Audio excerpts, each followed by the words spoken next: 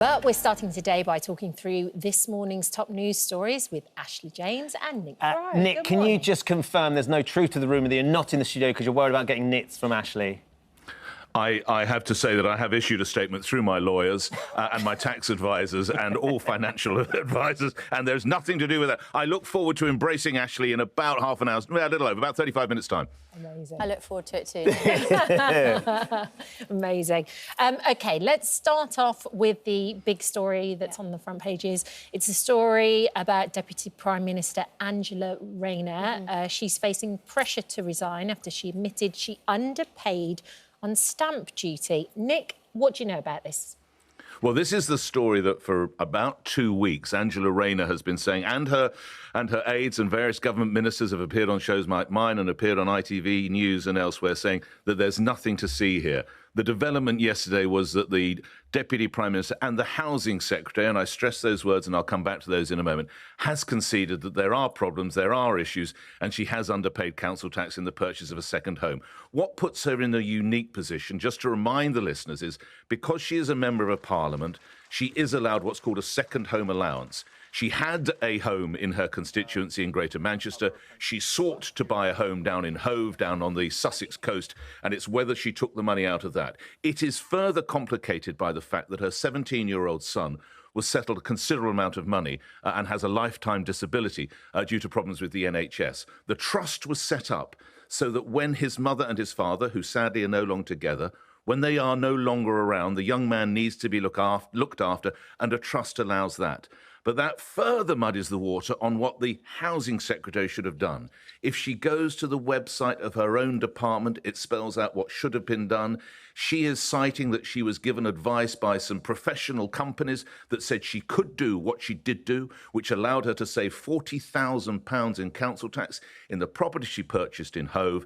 Now people are saying, well, let's see that advice if you were that misled. She gave an interview with Sky News in which clearly she was very moved. Very difficult circumstances to talking about the disability of her son. But it comes down to this, effectively. She is a housing minister. All of this is on her watch. She's a deputy prime minister. She's a heartbeat away from running the country. She's obviously an intelligent woman to get to that position. That's why it's pretty hard for a lot of people to take that she committed errors that are so plain when you go to her very own website. Lots of the Tories as well, Ashley, not just Tories, but Reform and Nigel Farage saying that she needs to resign, she needs to step down.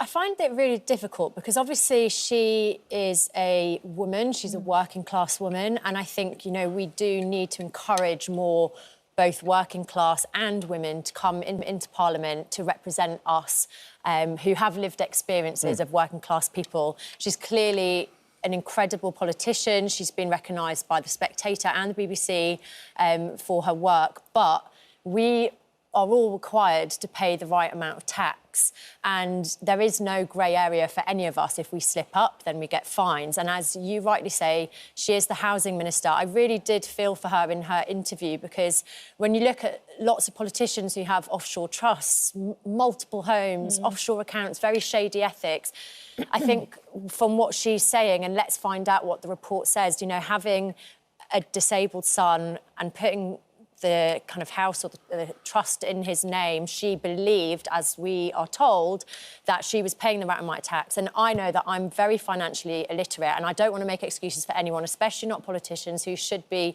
squeaky clean. And it is really disappointing and gutting, but I know that I follow advice from my accountant and from lawyers. So it undermines her credibility, though. That's one of the key and she should also be getting the best advice. Her job is to be whiter than white. There should be no grey area if you're going to be running the country. I 100% agree, and do you know what? I thought Ed Davey actually gave a really good statement compared to other people who I would say it's quite hypocritical of them to target her. Ed Davies was full of compassion, saying, let's see what the report says. He's obviously also has a disabled son and talked about you know, the caring element of it. And I thought, you know, if more politicians were like that, instead of picking sides, because actually... Angela Rayner would be the first to pick sides, though, if it was happening somewhere else. I mean, we've seen, she is, as you said, she is a very, very well-respected MP. An attack dog who does stand for being whiter than white. I think also, does this shine a light on actually how complex our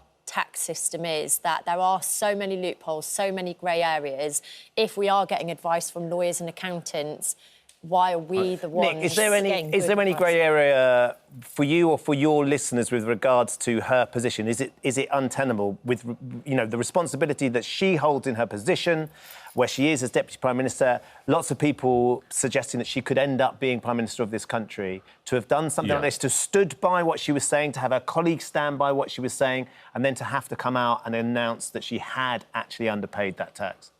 Don't want to misrepresent my listeners. I would say, Ben, in all honesty, a sizable majority, not all, a sizable majority thinks she should go.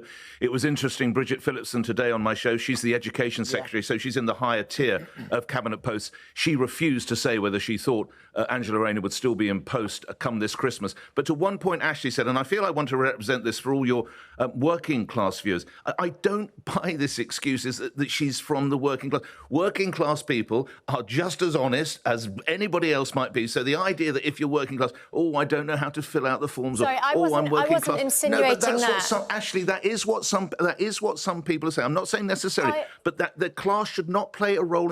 Working class people are just as honest as anyone else, and they can understand tax forms. I just want to get that out. I don't buy this argument at all. What my point was that we do need more working class representation in politics, and I do think that a lot of coverage of her is around her class and her gender. No, it's about whether she has or has not. It's whether she has or has not taken bad advice and has not paid the right count. It's nothing to do.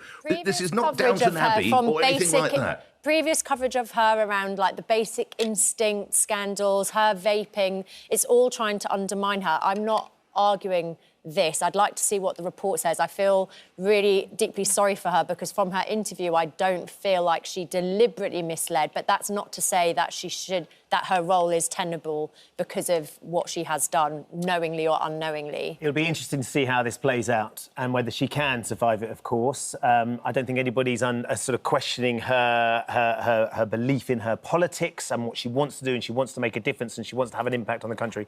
But it does sadly undermine some of her credibility, 100%. Particularly as the housing minister. Yeah, 100% it does. OK, let's change tack slightly, Nick. You are a man who lives with his phone and works with his phone and uses it regularly, of course. Yes. How connected to your phone are you? Does it go with you everywhere? I know where we're going now. Does it go with me? It only goes to the smallest room in the house. And all your viewers will sympathise with that. You're waiting for a phone call from the gas engineer who's coming to come and fix the boiler, or what time they'll say, we'll call you sometime in the afternoon when we're half an hour away to come to fit your washing machine. And you cannot afford to miss that call. And even if loved ones ring you, you say, I can't talk to you. Even if my wife rings me, I'll say, I can't talk to you, I'm waiting for the call from the boiler engineer. So the only time I take my toilet to the smallest room in the house, and by the way, it's only sitting there if the damn thing rings, is for that reason, but I know why you're asking. You're going to be talking about, is it called doom scrolling, I believe, is it, Chris? You got it. On the toilet, not only is there concerns with the hygiene of that sort of behaviour, but also internally, organ-wise, Ashley, it's putting your bowels in some sort of pressure. It could increase your risk of piles. If you sit for too long on the loo, scrolling your phone, is this something you're guilty of? I do scroll on my phone, but I would also put my piles down to childbirth. This girl has got nits and piles, right? We are looking at a woman who has nits and piles. I would like to blame childbirth for my experiences. I'm not sure doom scrolling had anything to do with it. But is it because you're spending more time on the phone, on the loo? Dr. Zoe stood by. She can give us the medical perspective on this, Zoe. It's something, to be fair, this is something that I've talked about with my mates for a very long time, as we all hit a certain age and become susceptible to these things. Yeah. Sitting on the toilet for too long, does it make us susceptible to hemorrhoids? It absolutely does. Ooh. So 10 minutes is the limit. You should not be sat on the toilet for longer than 10 minutes routinely. And what this study has shown is that those people who do use their phones on the toilet tend to sit for longer and therefore have a 46% increased risk of getting hemorrhoids or piles. So 10 minutes, people, and get off the loo. Get in, do your business, get out. Yeah. 10 minutes, Ashley, are you guilty for more than 10 minutes? I don't have more than 10 minutes to spare. I've normally got the kids in with me. I'm a get in, get out type of gal. You're not. And I do Your phone not doesn't take go my... with you? No. Do the boys ever try and take No, their... they've been known to try and take their iPads in there with them. Yeah. And I'm like, absolutely not. Because otherwise you're bringing it out. And then everything, all the germs that are on there, Yeah. it's not like you wash your hands then in between. Oh, like, I take my phone with You me. take it with you, yeah. Oh, Ashley, you it's are time slipping, efficient. Yes, you you know, can do some write an shopping while you're on the loo, can't but you, I'm Ash? I'm not sitting on there just to be on my phone. But I do love to lie in bed doom scrolling. It's a hobby. So 10 minutes, Nick. Have you got a clock on the toilet door now? Ben, I've got a question for you. You said this is something you and your mates have discussed for quite some time. Why do you and your mates discuss whether Ashley's got piles? That's what I don't understand. Why is that a subject of fascination for you and your friends? Me and my friends love discussing how erudite and eloquent and beautiful Ashley is and how brilliant she is at her job. Not your physical state, ours. As we hit our middle age. I'm glad to hear that. As we hit our middle age, and that became a bigger thing amongst men of a certain generation anyway. And that was one of the things that we've all discussed on many occasions. A night out with Ben Shepherd, the excitement levels are just peaking. I tell you what, I won't be in the loo for more than 10 minutes, though. I can guarantee you that. Nick, we'll see you in the studio very shortly. Thank you, Ashley. I know you're sticking about. Thank you for visiting our This Morning YouTube channel. We upload tons of new content every single day. So hit the subscribe button, like all the videos, and don't miss out. We'll see you in the morning.